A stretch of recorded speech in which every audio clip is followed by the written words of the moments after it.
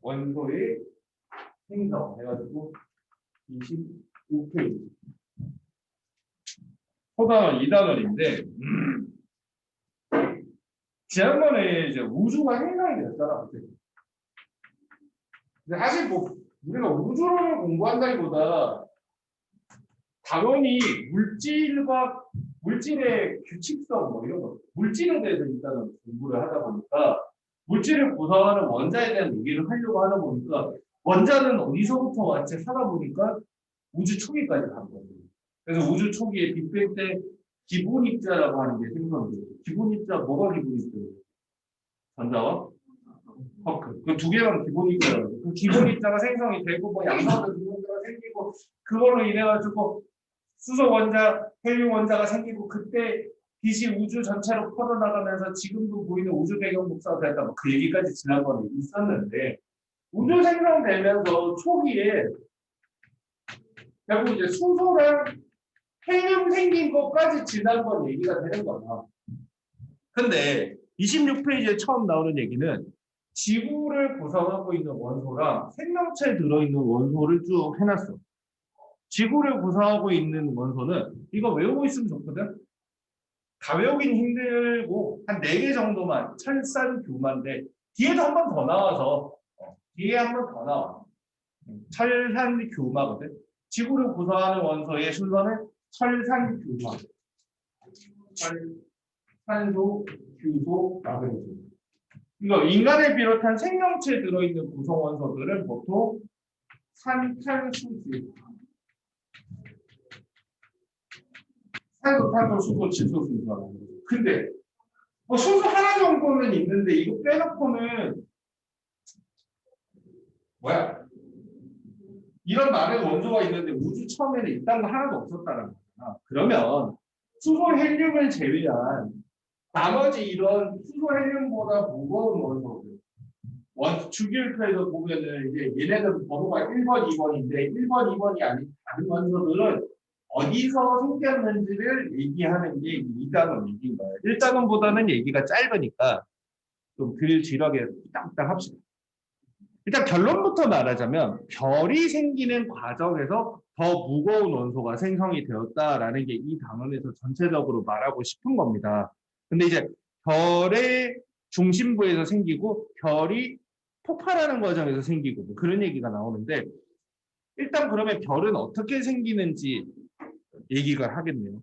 자, 빅뱅이 일어나고 이제 물질들이 퍼져나갔어요. 그 우주 공간으로 퍼져나간 물질들을 성간물질이라고 해요. 성간물질이라고 하면 되게 특별한 뜻을 가지고 있을 거라고 생각하는데 그냥 성간물질이 우주에 그냥 흩어진 물질이라고 생각하시면 돼요. 그 성간물질이 조금 많이 모여 있으면 성운이 돼요. 성운. 이제 많이 뭉쳐 있어서 구름처럼 보인다라는 의미로 성운. 완전히 흩어져 있는 상태에서는 그냥 성간물질이라고 표현을 해요. 그래서 거기 성간물질이 좀 많은 성운, 그 성운 안에서도 조금 더 많이 모여 있는 곳에서 별이 생성된다라고 얘기를 해요. 이런 성간물질에서 우주에 다 퍼져 있어 성간물질. 근데 여기 조금 많이 모여 있는 성운이 있고 거기에 다 많이 모여 있는 곳에서 여기서 이제 별이 출생지가 되는 거야. 어디서 태어났니? 부산이요. 이게 아니고 여기서 태어났다는 거야. 근데 거기 보면 중요한 게 있는데 당연히 별이라고 하는 게 생기려면 물질이 기체 상태로 퍼져 있는 것들이 모여들어야지 우리가 좀 실체화가 되고 구체화가 되고 별이 되는 것 같기는 해요. 그래서 성운 내에서 밀도가 물질이 많이 모여있는 밀도가 높은 곳이 별이 생성되는 곳이야. 이거 근데 안 알려주는 거 틀리는 사람은 거의 없어. 성운 내에서 밀도가 높은 곳에서 별이 생성된다. 이건 거의 다 맞거든. 근데 문제는 거기 보면 온도가 뭐야? 이걸 제일 많이 들어요. 온도가 뭐래? 낮은 곳입니다. 안 틀리는 사람들도 있지만 이거는 알려줘도 강조를 안 해놓으면 틀리더라고. 별이니까 빛을 내니까 뜨거우니까 태양처럼 높은 곳에서 생긴다라고 착각을 하기 쉬운데 그게 아니라 물질들이 모여들어야 별이 되는데 뜨거우면 모여들지 못해요. 얘네들 막 난리 부르스를 친단 말이야. 뜨거운 상태에서 때는 원자 분자들이 막 활발하니까. 일단은 모여들어야 됩니다. 모여들기 위해서는 뜨겁지 않아야 돼. 모여들고 나중에 뜨거워진 거지. 처음부터 뜨거우면 무의질 않아요. 이건 꼭 기억해야 됩니다. 별은 밀도가 높고 온도가 낮은 곳에서 생성된다는 거죠. 자, 그래서 그 밑에 그림을 보면 수소, 헬륨 등 우주로 퍼져나간 성간 물질이 모여서 큰 가스 구름이 중력 수축하다 보면 성운이라고 해서 조금 더 이제 구름 덩어리가 모여 있는 성운이 형성이 되는 뿌연 안개처럼 이렇게 보이게 된다는 거죠. 근데 거기서 보니까 어떻게 돼요? 중력 수축이라는 단어가 눈에 띕니다. 그죠? 중력 수축. 이게 무슨 말이냐면 질량을 가진 모든 물체는 질량을 가진 모든 입자 사이에는 무조건 중력이 작용해요. 어떤 친구들은 중력은 지구가 우리를 당기는 힘 아니에요? 이렇게만 생각하는 친구들이 있는데 뒤에 가서 다시 한번 얘기를 하겠지만 중력은 모든 질량을 가진 물체 사이에서는 무조건 있습니다. 은율이랑 나 사이에도 중력이 있는 거고 은율이랑 시향의 사이에도 중력이 있는 거고 다만 지구와 나 사이의 중력, 지구와 은율이 사이의 중력이 더 잘 느껴지는 이유는 지구가 질량이 커서 그래요. 두 물체의 질량의 곱에 비례하거든, 중력은. 근데 우주 공간에서는 은율이랑 나랑 있으면 되게 중력이 작더라도 서로 끌어당길 수 있어. 여기서는 잘 못 느껴요. 다른 힘들이 너무 많기 때문에. 마찰력도 있고 막 그런데 우주 공간에는 거의 아무런 힘도 없으니까 슬금슬금 질량에 의해서 끌어당기는 거예요. 또 끌어당기다 보면 가까워졌으니까 더 끌어당기는 거예요. 더 끌어당기는 거예요. 그 표정은 뭐지? 오지 말라는 표정인데. 더 이렇게 그러니까 한 번에 딱 모이는 게 아니고 서서히 스물스물 모여드는데 모여들면 중력이 커져서 더 모이고 하는 거예요. 그래서 모여들어서 여기에 좀 많이 뭉치면 더 주변 입자들이 더 모여들고 그게 중력으로 수축이 되었다는 얘기가 됩니다. 그래서 모이다 보면 이제 성운을 넘어서서 이제는 꽤 많이 뭉쳐가지고 기체가 꼭 한점으로 뭉치면서 꽤나 뜨거워지는 단계가 있어요. 그래서 성간 물질에서 성운에서 이제 원시별이라고 하는 게 탄생을 하게 됩니다. 원시별. 두 번째 그림입니다. 원시별. 성간 물질에서 성운이 생기고 그 성운 내에서 밀도가 높은 곳에는 모여들어서 원시별이 탄생을 합니다. 근데 거기 보니까 뭐래? 중력 순축이 일어나서 중심부의 온도가 올라가다 보면 원시별이 생깁니다. 보통 온도가 이제 500도, 600도, 700도 해가지고 한 3000도, 4000도 이렇게 온도가 올라간다가 알려져 있어요. 그러니까 원시별이라고 하는 거는 이제 물질들이 모여들다 보면서 점점 뜨거워지는 단계라고 생각합니다. 모여들다 보니까 서로 부대끼고 마찰도 하고 그렇게 돼요. 근데 정확하게 말하면 중력 수축에 의해서 왜 얘가 뜨거워지냐면 중력 수축을 하는 과정에서 이게 에너지 전환 별자가 중력 에너지 정확히는 중력 포텐셜 에너지라고 하는 거거든. 중력 제일 뒤에 글씨 보이니 안 보이는가 크게 써줄게. 중력 포텐셜 에너지가 열 에너지로 전환이 됩니다. 에너지라는 건 사라지는 게 아니고 전환되는 거거든요. 미리 중학교 때 배운 물체를 높은 데서 낮은 데로 떨어뜨리면 위치 에너지가 운동 에너지로 전환되죠. 그죠? 운동 에너지로 전환되는 거 배웠지? 그럼 바닥에 떨어지면 그 운동 에너지 어디 가요? 내려올 때까지는 운동 에너지죠. 떨어지기 직전까지 운동 에너지죠. 바닥에 떨어지면 운동 에너지 없어진 거 아니야? 그지? 그 운동 에너지 어디 갔어? 이 열 에너지가 없어진 거예요. 지난번에 얘기했지만 우리가 모든 에너지들은 최종적으로 열 에너지로 바뀌거든요. 그래서 이 중력으로 모여들다 보면 결국에는 열 에너지 그걸로 그거. 이걸 왜 알려주냐면 문제 풀다 보면 중력 수축하면서 온도가 올라간다 라고도 하는데 원시별이 형성되는 과정에서 중력 에너지가 중력 포텐셜 에너지가 열 에너지로 전환된다 이런 문장을 쓰거든요. 무슨 소리 하지 말고 이런 얘기가 되는 그걸로 원시별은 점점 이제 성운에서 모여든 원시별은 점점 뜨거워져요. 근데 원시별은 별이 아닙니다. 이게 중요한 거야. 원시 별은 별이 아니야. 원시인 사람이야? 아니지. 원시인은 인간으로 치지는 않는단 말이야. 인간의 전 단계 정도로 보는 거죠. 원시 별은 별이 아니에요. 원시 별은 별이 아닙니다. 이런 거 너무 어려워. 원시 별은 별 전 단계지. 얘는 아직은 나스타야. 별은 아닌 거야. 별이 되기 직전인 거지. 그러다가 모여들다 보면 특히 중심 부분이 꽉 뭉치니까 온도가 많이 올라가게 되는데 이 원시별이 중심 온도가 높아지다 보면 1000만 켈빈에 도달하게 되었을 때 뭘 시작하는 거예요. 그거 되게 중요한 단어예요. 5글자. 그치? 수소 핵융합이라고 하는 걸 시작을 하게 되고 수소 핵융합을 개시하게 되면 그때부터 얘는 진짜 별로 쳐지는 거예요. 그러면 별이 되는 거예요. 근데 이 핵융합을 하는 별을 주계열성이라고 많이 해요. 흔히 말하는 주계열성이라는 건 별하고 같은 말이에요. 우리가 흔히 별이라고 하는 주계열성은요. 이게 별의 탄생 같은 거예요.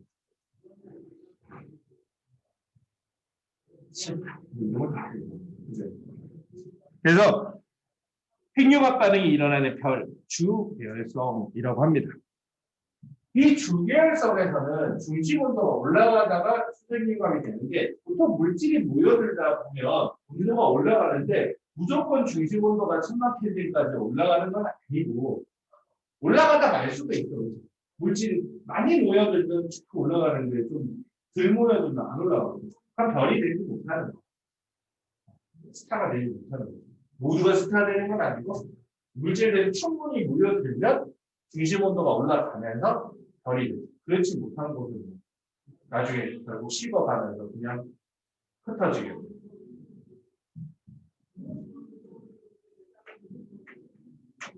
자, 그 밑에는 이제 수소핵융합. 그러면 여기 수소핵융합을 지정하면 별이 되냐고 하면요. 원시별 단계도 조금씩 열의 가지가 있으니까 약간 이제 벌겋게 열을 조금씩 내기 시작하고 빛을 조금씩 내기 시작은 합니다. 근데 우리가 아는 별은 이 정도의 규모가 아니고 태양처럼 폭발적인 에너지를 뿜어내야 되는데 그 폭발적인 에너지원이 바로 이 수소핵융합이니까 사다원부터 공간 친구들은 선보는 단어 아니죠. 수소핵융합. 이 수소핵융합에서 여러분들이 꼭 알고 있어야 되는 것은 4단원에서 좀 더 자세하게 나오기 때문에 1단원에서는 기본적으로 수소핵융합이라는 건 4개의 수소 원자가 합쳐져서 하나의 헬륨 원자로 합쳐지는 과정입니다. 중심부, 별의 중심부, 고온과 고압인 상황에서 1000만 켈빈 이상이죠. 별의 중심부에서 수소 원자 4개는 실제로는 이렇게 막 중력으로 모여들어. 모여들다 보면 A씩 다른 원자로 바뀌겠거든요. 근데 정확히는 핵자산 결합 에너지를 줄이는 방향으로 원자를 바꾸려고 하다 보니까 이렇게 되는 건데 그것까지는 고등학교 때 너무 어려워서 안 나오고 수소 원자 4개가 누르다 보니까 충분한 온도와 압력이 생기면 헬륨으로 바뀝니다. 그러면서 뭐가 발생을 하냐면 막대한 에너지가 밖으로 방출이 돼요. 시연아, 수소 원자가 헬륨으로 바뀌면 에너지가 나오는데 그 에너지가 발생하는 원리가 뭐라고 그러죠? 그렇게 아니에요? 왜 그러거든? 얘는 했잖아. 질량 차이. 비슷한 말이라도 하면 무조건 맞다고 해줄게요. 질량 차이. 이게 수소 원자 4개랑 4개 합쳐서 헬륨으로 합쳐질 때 질량을 비교를 해보면 줄어든단 말이에요. 그 어디론가 사라져 버린 질량이 에너지로 전환이 돼요. 그래서 이 질량이 줄어드는 과정에서 질량이 결손이 일어났다라고 하고 이 결손된 질량이 뭘로 바뀐 거냐면 에너지로 전환이 되는 거죠. 그 내용입니다. 그 막대한 에너지가 발생하는 이유는 반응 후 줄어들어 버린 질량이 에너지로 바뀐 거다라고 얘기를 하는 거죠. 그죠? 자, 요것도 알아두면 좋아. 수소 같은 경우에는 수소 원자의 거기 보면 빨간색으로 표시되어 있는데 양성자 하나로 구성이 되어 있고 양성자 하나로. 그래서 총 양성자 4개가 합쳐지는데 양성자들끼리 모여 있어서 헬륨이 되는 게 아니기 때문에 2개의 양성자는 중성자로 바뀌죠. 그러니까 이 핵융합이 일어나는 과정에서 양성자가 중성자로 바뀌게 됩니다. 이거는 이제 고등학교 때 배우는 건 아니고 대학교 가면 배우는 건데 가끔 변태 같은 학교에서 알려주기도 하니까 그냥 말로만 얘기해줄게. 이걸 베타 마이너스 붕괴라고 하는 건데 양성자가 중성자로 바뀌는 베타 마이너스 붕괴가 일어납니다라고 얘기를 해. 뭐 무슨 뭐 알파 붕괴니 베타 붕괴니 이런 거 학교에서 얘기해주면 떠나고 와서 설명한다. 일러주면 돼. 안 나와. 화성고만 나와. 화성고 선생님이 좀 변태거든. 여기 화성고 없지. 화성고 변태. 화성 하지 마. 화성고 지금 뭐 가기로 돼 있는 사람이 있으면 전화 가. 위험해. 빨리 피해. 도망가. 거기는 약간 좀 학교가 이런 마인드. 뭐라 그래야 되지? 내신이 뭐 나오는지 좀 예측하기 힘들고 뭐 아무거나 하는 거야. 니네 어차피 수능 봐서 대학 갈 거잖아. 취업은 내 맘대로 될 거야. 약간 이런 느낌 학교가. 좀 희한해. 아무튼 그렇게 되는 거고. 자, 그 밑에 보면 그림이 하나 있는데 그거는 무슨 얘기냐면 아까 전에 핵융합 직전에 뭘 하고 있는지 잘 기억을 해요. 계속 모여들고 있어요. 계속 중력 때문에 모여들고 하다 보면 별이 계속 쪼그라들어야 되잖아. 별이 계속 쪼그라들까? 아니겠지, 그치? 근데 그게 쪼그라들다가 어느 순간에 이제 별이 일정하게 크기가 유지되는 이유가 핵융합을 시작을 하고 나면 안에가 뜨거워진다는 거예요. 뜨거워지면 또 이제 밖으로 팽창을 하려고 그래. 그래서 별이 크기가 유지가 되는 이유를 처음에 모여들면서 별이 형성이 되다가 안에서 핵융합을 해서 바깥으로 뻗어나가려고 열 때문에 압력이 생기면 그때서부터 이제 별이 크기가 딱 결정이 된다라는 얘기를 하는 거예요. 그리고 보면 이렇게 돼 있고 파란색하고 노란색 화살표가 있는데 어차피 시험에는 흑백으로 나오니까 색깔로 보지 마시고 방향으로 보세요. 안에서 바깥으로 나와 있는 이런 화살표는 뭐냐면 별 내부의 열 때문에 뻗어나가려고 하는 팽창하려고 하는 압력입니다. 근데 이걸 내부 압력인데 별의 내부 압력. 근데 이제 질량을 가진 물질들이 모여들고 있으니까 쪼그라들려고 하는 힘도 있단 말이에요.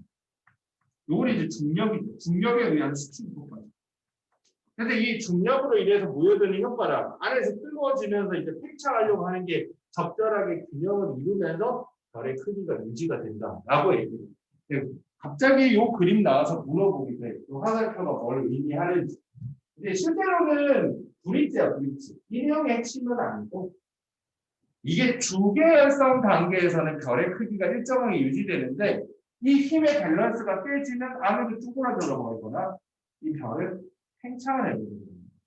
그 얘기가 27페이지에 나오는 거예요. 그래서 26페이지는 별의 크기가 일정하게 유지가 될 때는 내부 압력과 중력이 균형을 이루고 있어야 된다라는 거죠. 지금은 쉬워도 되지. 그 다음에 보면 아직까지도 수소 핵융합을 시작을 하면 수소가 헬륨으로 합쳐지는데 헬륨은 원래 있었잖아, 처음부터 우주에. 아까 우주 초기에 수소랑 헬륨이 있다고 그랬잖아. 별의 내부에서 수소 핵융합 해봐야 헬륨 조금 더 생기는 거죠. 아직까지 무거운 원소 얘기는 아직 시작도 안 했어. 그게 이제 27페이지 내용인 거야. 질량이 태양 정도인 별하고 질량이 태양의 10배 이상인 별 이렇게 두 개로 나누게 되는데 이 어떤 별이 이제 주계열성이면 중심부에서 수소 핵융합을 열심히 해요. 처음에 형성이 되었을 때는 대부분 이제 수소로 되어 있는데 중심부가 막 열심히 수소 핵융합을 하면 수소가 합쳐져서 뭐로 바뀌어? 헬륨으로 바뀌잖아요. 그치? 그래서 거기 그림이 두 개가 있거든. 동그라미 그림 27페이지에. 동그라미 누가 한 입 베어먹은 것 같은 그림 있잖아. 그게 뭐냐면 수소 핵융합을 하면서 중심부에서 핵융합을 하니까 수소가 헬륨으로 바뀌어가는 그림을 그린 거야. 그래서 처음에는 거의 수소고 가운데 조금만 헬륨인데 시간이 지나면 어떻게 되냐면 헬륨 핵융합, 수소 핵융합을 많이 하다 보니까 헬륨 부분이 커지게 된다는 얘기야. 가운데 있는 헬륨. 여기서 이렇게 되는 데까지는 몇십억 년 걸립니다. 참고로. 태양 정도라는 태양 정도. 태양보다 훨씬 질량이 큰 별은 지구과학 원시간에 나오는데 짧게는 100만 년이면 다음 단계로 넘어간다고 그러거든. 아무튼 이래서 중심부의 헬륨이 많이 커지기 시작하면 어떤 일을 벌어지냐면 아까 수소는 1000만 켈빈 정도는 헬륨으로 바뀌었어요. 근데 이제는 이제 중심부는 이제 수소가 떨어지고 헬륨이 있는데 헬륨도 꼭꼭 뭉치면 다른 원소로 바뀔 수는 있는데 1000만 켈빈 정도로는 헬륨의 핵융합이 안 일어나요. 슬쩍 컨닝해 보면 그 1000만 켈빈 말고 다른 숫자가 보이지 1억 보이지 1억. 헬륨은 1억 켈빈 정도는 돼야지 핵융합을 하거든요. 그래서 어떤 일이 벌어지냐면 중심부가 헬륨으로 많이 바뀌면 일단 핵융합을 멈춰버려요. 멈추면 이 내부 압력하고 중력 중에서 뭐가 꺼져버리냐면 중심에서 핵융합을 멈춰버렸으니까 식어버리는 거예요. 그러니까 내부 압력이 사라지거든요. 그래서 어떻게 되냐면 이 부분이 쫙 수축을 하게 됩니다. 왜? 핵융합을 멈췄기 때문에. 다시 뭉치기 때문에. 그런데 문제는 뭐냐면 여기 겉부분에는 뜨거워가지고 여기는 수소 핵융합을 하고 있어요. 그래서 여기가 핵융합을 하고 있잖아요. 여기 부분. 그래서 어떤 일이 벌어지냐면 여기 겉부분이 팽창을 하게 돼요. 뜨거워서 이것 때문에 뜨거워서. 그래서 한참 이거 한 번에 얘기했었는데 한참 핵융합을 해서 가운데가 헬륨으로 많이 바뀌게 되면 잠깐 핵융합을 중심부에서 멈추면서 중심부는 수축을 해야 돼요. 근데 주변부에는 아직 핵융합을 하고 있다 보니까 주변부만 팽창을 합니다. 그래서 어떻게 되면 별이 부풀어 나요. 가운데 부분에 더 모여들고 별이 원래 기체거든. 기체가 뭉쳐있는 거거든. 그래서 가운데 부분을 더 뭉쳐들기 위해서 잠깐 식어뜨려서 더 뭉쳐들고 겉부분을 와 하고 팽창하는 거야. 그래서 별이 요따만한 별이 이만해지는 거야. 실제로 그림은 그렇게 안 그려놔서 그렇지 실제로 요만했던 별이 겉부분이 부풀어서 기체다 보니까 한 번도 없이 부풀어나는 거야. 이제 이 가운데 있는 부분을 이렇게 더 조그맣게 뭉쳐 들어가게 되고 겉부분이 이렇게 커지게 돼요. 그래서 엄청 커진다 그래갖고 거성이라고 해요. 거성. 제일 밑에 한번 보고 올까? 27페이지 밑에 보면 질량이 태양 정도인 별, 질량이 태양 10배 정도인 별이 주계열성 다음 단계로 넘어가면 뭐가 되는지를 써놨습니다. 중학교 때도 배웠을 텐데 뭐 잊어먹었다고 치고 다시 한번 봅시다. 적색 거성, 초거성이 된다고 했죠. 그러니까 거성으로 진화를 다음 단계에서 거성.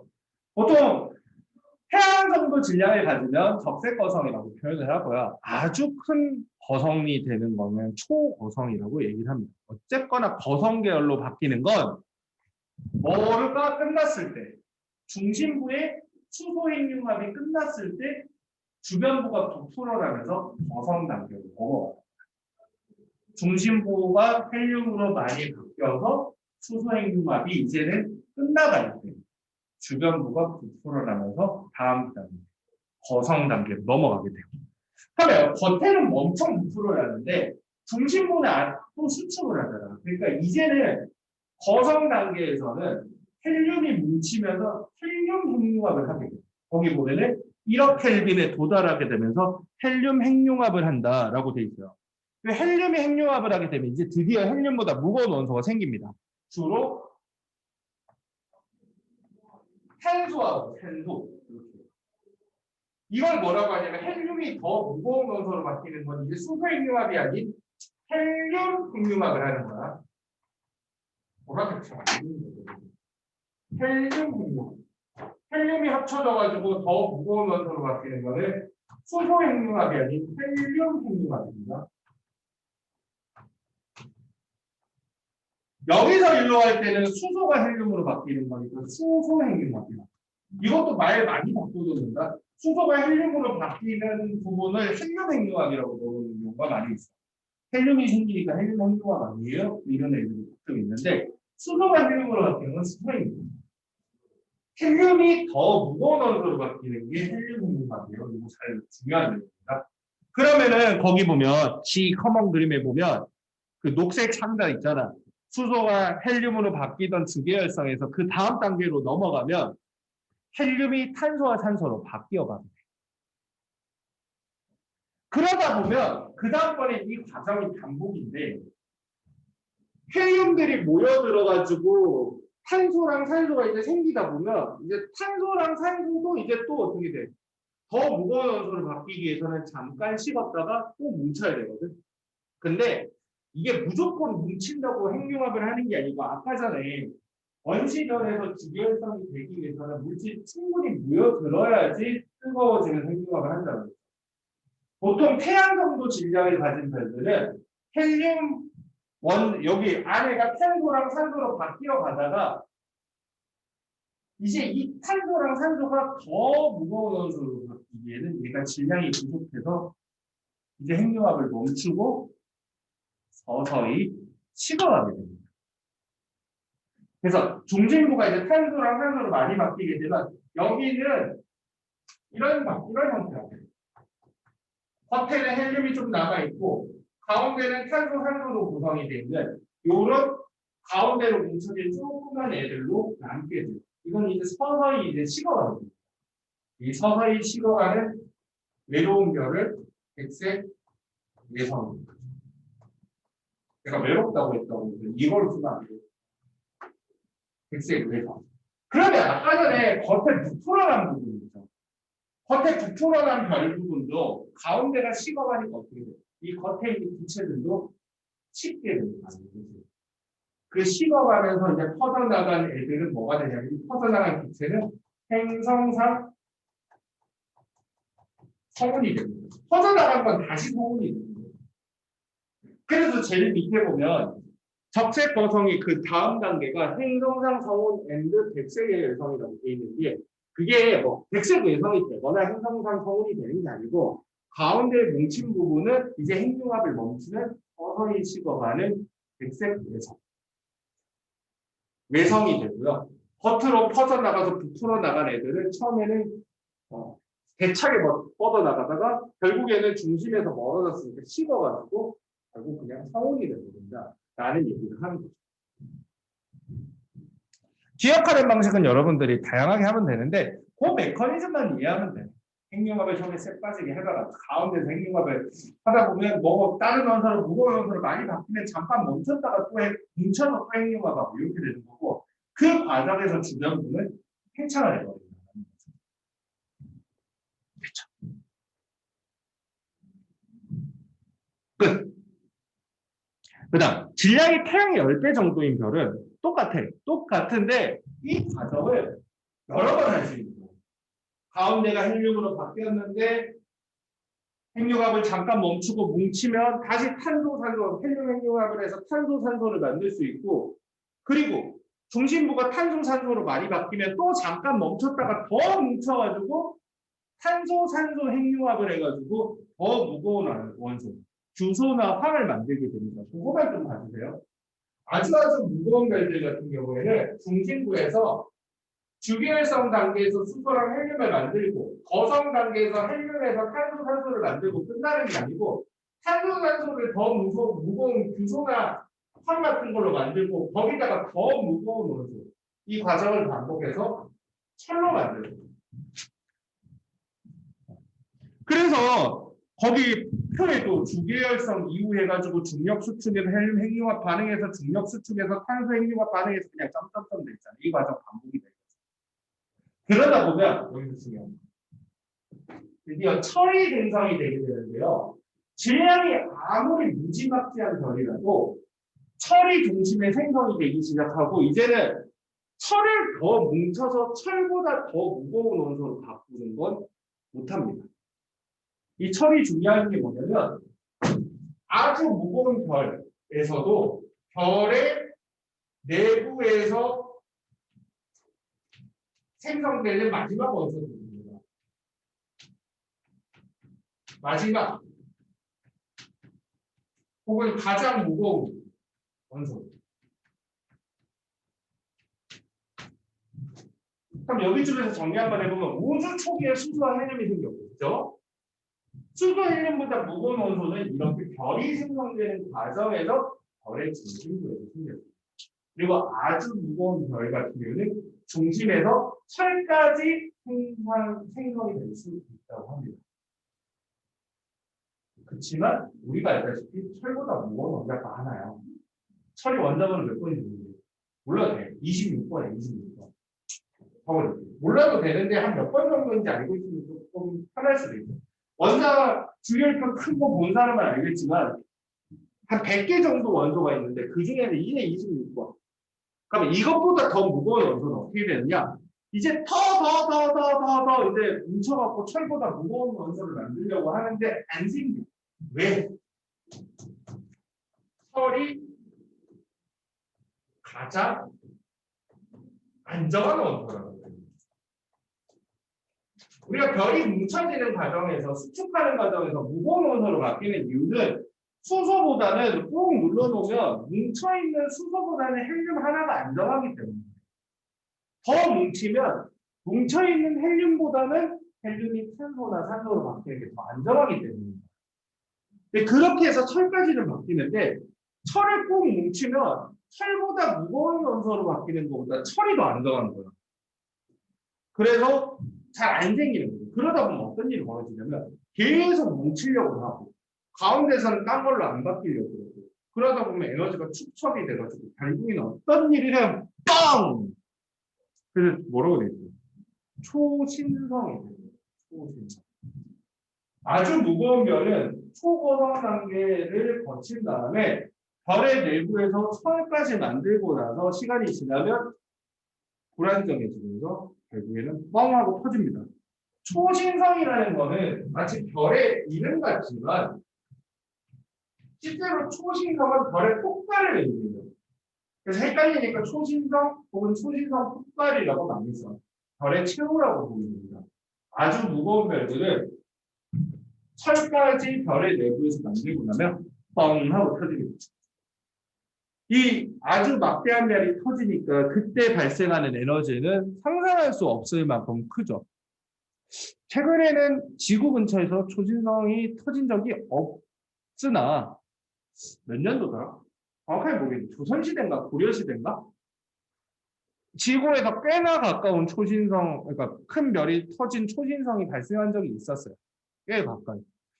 지구에서 관측 불가능한 엄청 멀리 있는데 말고 꽤 가까운데. 그래서 각 나라 역사에 다 기록돼 있어. 밤하늘이 갑자기 밝아져서 몇 날 며칠 동안 밤이 낮 같았고 낮에도 어떤 별이 보여서 별이 폭발을 합니다. 지금 우리가 죽기 전까지 초신성을 볼 수 있을지 없을지 모르지만 과학자들이 지구에서 육안으로 폭발한다면 육안으로 관측 가능한 몇 개 터지기 일보 직전인 별들 후보가 있거든. 그 중에 하나가 터진다면 이제 우주쇼가 되는 거죠. 옛날 사람들은 그걸 엄청 불길한 문제라고. 역사상 기록되어 있는 거 보면 몇 번 있었거든. 가장 최근에 터진 게 고령과 조선인 것이더라고요. 그게 한번 폭발하면 뻥! 끝! 이렇게 되는 게 아니어가지고 몇 날 며칠은 계속 낮에도 보이고 밤에도 보이고 했대요. 그때 나오는 그 막대한 에너지 때문에 이제 철보다 무거운 원소들이 생성합니다. 철보다 무거운 원소들 미래 뭐 있어? 금, 은, 뭐 이런 것들. 그리고 시험 문제 많이 나오는 우라늄 이런 거. 원자력 발전할 때 쓰는 금이나 우라늄과 같은 아주 무거운 원소들이 대량으로 생성이 되고 폭발을 했으니까 우주 공간으로 흩어지게 됩니다. 거기 보면 철보다 무거운 원소가 생성되어 우주로 방출된다. 금, 우라늄 이렇게 잘 나오죠. 그러니까 문제에서 철보다 무거운 원소가 생성된다라고도 하지만 금이나 우라늄 같은 원소가 생성된다 이렇게도 나옵니다. 그러면 별이 빵 하면서 마지막에 무거운 원소가 생성되었구나 하는 거죠. 근데 이게 별이 터지는 과정에서 빵 하고 터질 때 중심부에 조금 남은 애들이 더 압축이 되어가지고 완전 행정으로 모여들게 돼요. 그러면 태양의 질량의 3배에서 한 그 정도 되면 보통 중성자별이 되고요. 그걸 더 넘어가게 되면은 보통 블랙홀이 되거든. 질량에 따라서 남아있는 물질의 질량에 따라서 중성자별이 되기도 하고 또는 블랙홀이 되기도 합니다. 그래서 뻥 하고 터져서 사방으로 흩어지지만 가운데에 남는 게 있어요. 남는 게 중성자별 또는 블랙홀입니다. 그 별의 진화가 여기서는 메인이 아니고 원소의 생성이 메인이긴 해요. 근데 원소의 생성을 얘기를 하려고 하다 보면 별의 진화 얘기를 안 할 수가 없고, 요거는 지구과학 2학년 지구과학 4단원에서 똑같이 엔드 조금 내용이 추가돼서 또 나오는 거니까 잘 봐두세요. 다 했어요.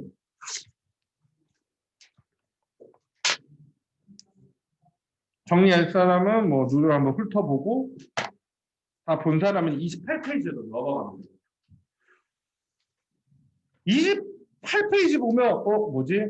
뭐 내가 페이지를 넘긴 게 맞나 싶을 정도로 또 비슷한 그림이 다시 나오네. 아까 전에 26페이지랑 28페이지랑 비슷한 그림이 나와요.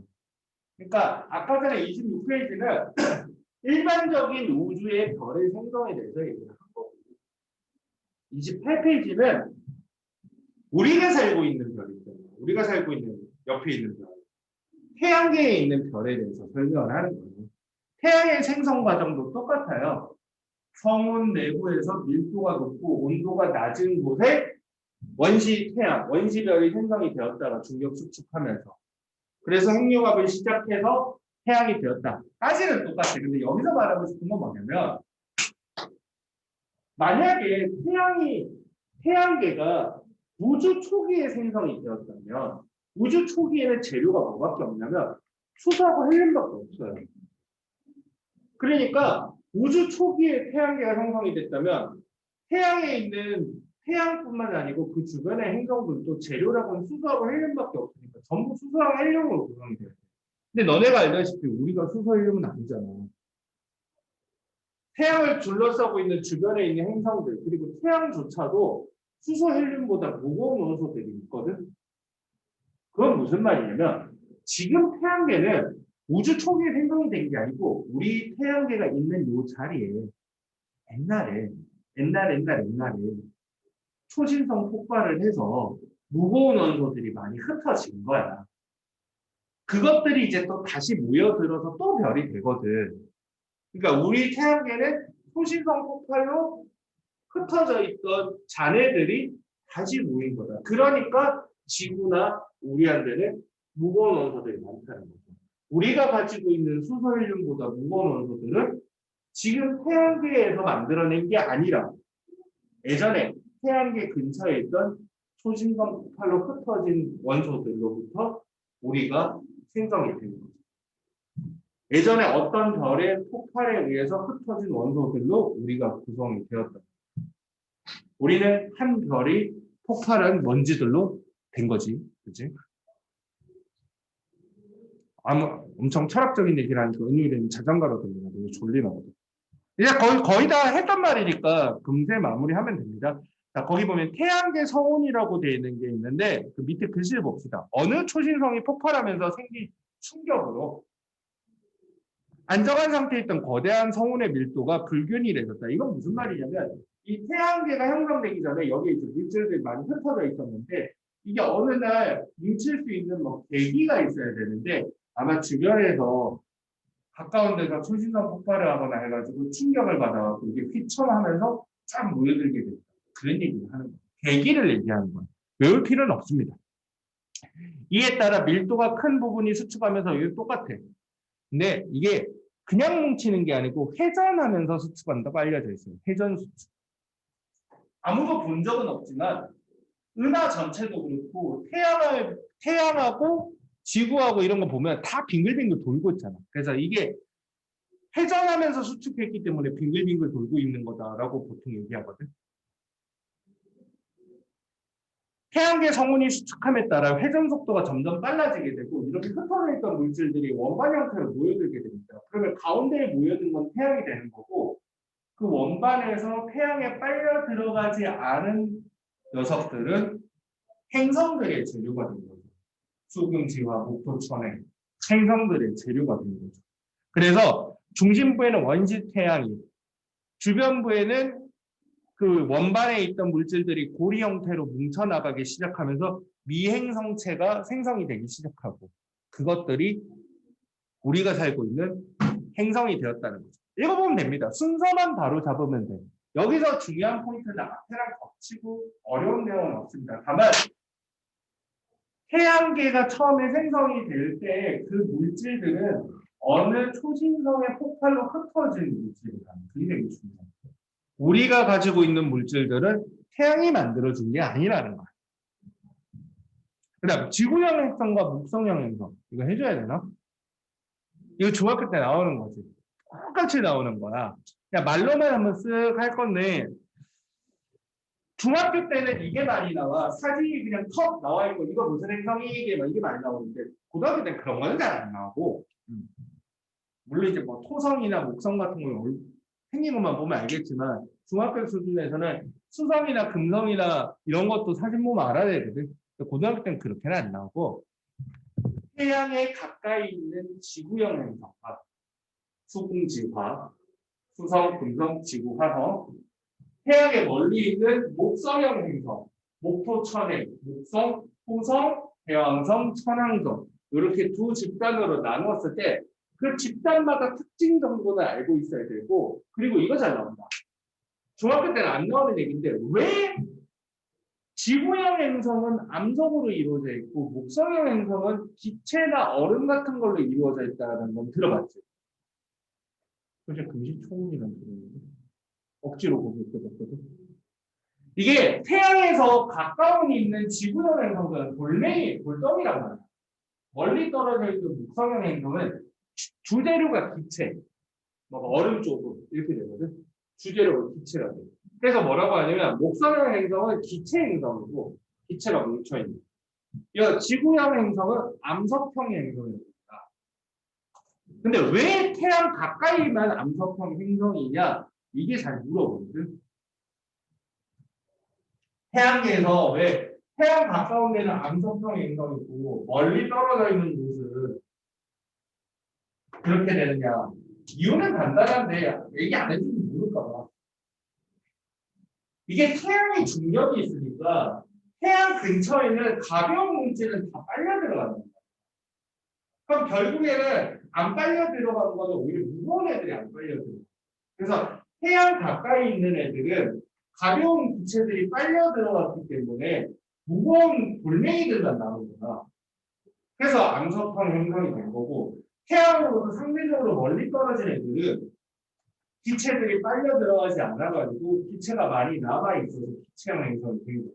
이 태양과의 거리랑 밀접한 관련이 있어요. 태양에 가까이 있었기 때문에 태양의 중력의 영향으로 암석형 행성이 된 거죠. 끝. 그리고 이제 지구형 행성, 목성에서 구분하는 거. 지구형 행성은 밀도가 혹시 까먹은 사람들 이용해서 빠르게 대용성 비교만 할게. 자, 지구형 행성하고 목성형 행성.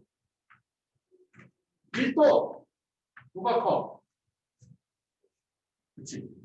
지구가 밀도가 크죠. 지구형 행성이. 그리고 크기, 부피 누가 커?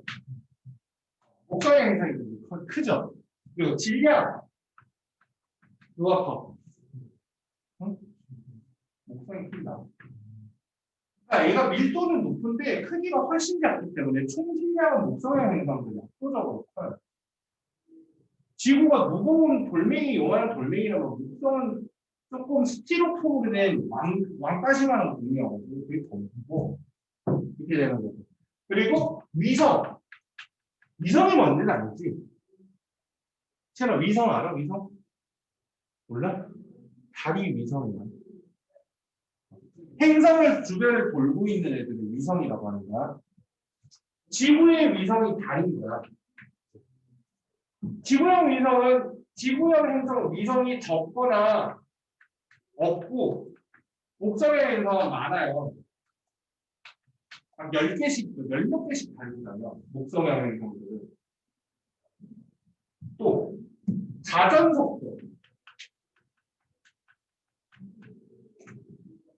지구형 행성하고 목성형 행성 중에서 하나는 잦은 속도가 빠르고 하나는 잦은 속도가 느립니다.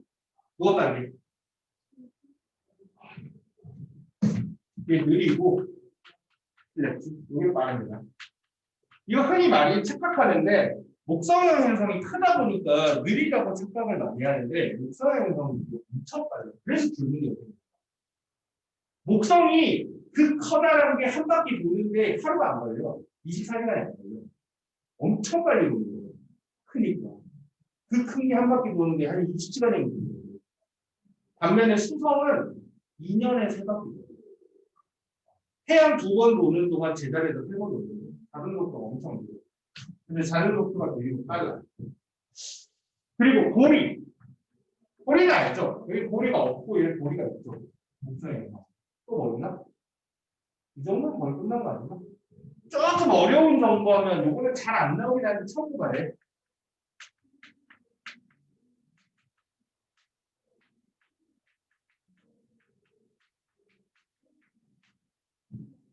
한평도라는 거는 거의 들어본 적이 없을 건데 이건 별거 아니고 이 행성의 생김새를 말하는 거예요. 완벽하게 원이 아니거든. 이게 짜부러져 있으면 평평도가 큰 거고 동그라면 평평도가 작은 거예요. 목성형 행성들은 기체로 구성이 되어 있기 때문에 이게 자전을 하다 보면 이렇게 잘 짜부라져요.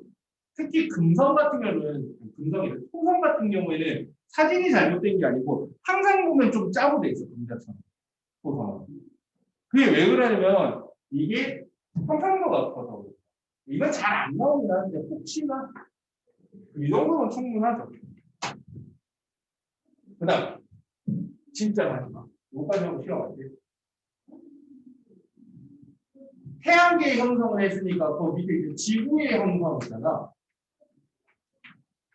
순서 보고 이해를 하면 되는 건데 지구가 지금 형태로 딱 하고 생긴 게 아니고 거기 원반에 막 이제 조그만 것들이 많이 돌아다니잖아. 거기서 그나마 좀 큰 돌멩이가 작은 주변에 있는 조그만 돌멩이들이나 조그만 운석들, 조그만 기체들, 얼음덩이들을 모은 거야. 그래서 콩콩콩콩콩 이제 모여들면서 이렇게 지구가 커진 거예요. 그래서 그 첫 번째 보면 미행성체 충돌이 그 말인 거예요. 미행성체 충돌이 무슨 말인지를 몰라가지고 잘 안 헤어지는 친구들은 지구가 처음부터 떡하니 생긴 게 아니고 그 태양계가 형성되는 처음에는 아직 행성이 완성이 된 게 아니고 그 자잘한 돌멩이 같은 거, 얼음 조각 같은 거, 기체 이렇게 돌아다니고 있어요. 걔네들이 모여들기 시작한 거죠. 아마 지구가 된 것은 지금 지구가 돌아다니고 있는 근처에서 그나마 좀 큰 돌멩이가 주변에 이제 작은 돌멩이를 끌어안고 지나가는 거예요. 문제는 여기서 이제 작은 돌멩이들을 콩 하고 끌어당기게 되면 점점 커지게 될 텐데 운석이 딱 떨어지면 와서 그냥 이쁘야 잘 토시 이렇게 붙는 게 아니고 확 내려서 뻥 이렇게 됐어요. 그래서 운석이 계속 떨어지기 때문에 두 번째 뭐라고 그랬어요? 마그마의 바다를 형성합니다. 이게 뭐냐면 이행성체가 막 떨어지다 보면 이게 뜨거워가지고 마그마, 용암 덩어리가 되는 거예요. 이 떨어지는 열대고 그 상태에서도 계속 주변에서 떨어져. 그래서 뜨거운 마그마 덩어리가 자라나요. 그때 되게 중요한 일이 벌어지는데 세 번째 때 되게 중요하거든. 멘틀과 핵의 분리라고 되어 있는데 이게 뭐냐면 이게 뜨거운 용암 상태다 보니까 이제 반쯤 녹아있는 상태다 보니까 무거운 원소들을 중심부로 더 모여들어요. 상대적으로 가벼운 원소들을 중심부로 모여들지 않게 돼요. 그래서 무거운 원소들은 모여들어가지고 핵을 만들게 되고 가벼운 원소들은 주변에서 멘틀을 만들게 돼요. 주로 철이나 니켈 같은 무거운 원소들이 지구의 핵이 되고요. 주소나 산소처럼 가벼운 원소들은 지구 멘틀의 주 재료가 됩니다. 아니 재료가 뭔지는 나중에 또 나오기는 해. 그래도 알고 있으면 좋죠. 철이랑 니켈 같은 경우에는 무거운 원소들은 핵의 재료가 됩니다. 주소나 산소 같은 경우에는 멘틀의 주배로. 실제로 그래서 무거운 원소들은 지구 깊숙이 들어가면 들어갈수록 더 많아져. 금 같은 경우는 굉장히 무거운 원소거든. 지구 전체에서는 지각에서는 굉장히 희귀한 원소인데 지구 해까지 파고 들어가면 금이 엄청 많대요. 문제는 못 파고 들어가서 문제지. 5,000km 이상 파고 들어가야 되는데 그거 어떻게 파고 들어가? 열과 압력을 못 버팁니다. 자, 그러면 시간이 지나면 이 상태에서 이제 운석이 떨어지는 횟수가 점점 줄어들겠죠. 그 주변도 이제 많이 청소가 되고 더 이상 이제 미행 성체가 잘 안 떨어지기 시작하면 이 마그마가 식어요. 식으면서 식은 부분이 뭐가 되냐면 이제 땅이 되는 거예요. 그게 그 다음번에 나오는 얘기야.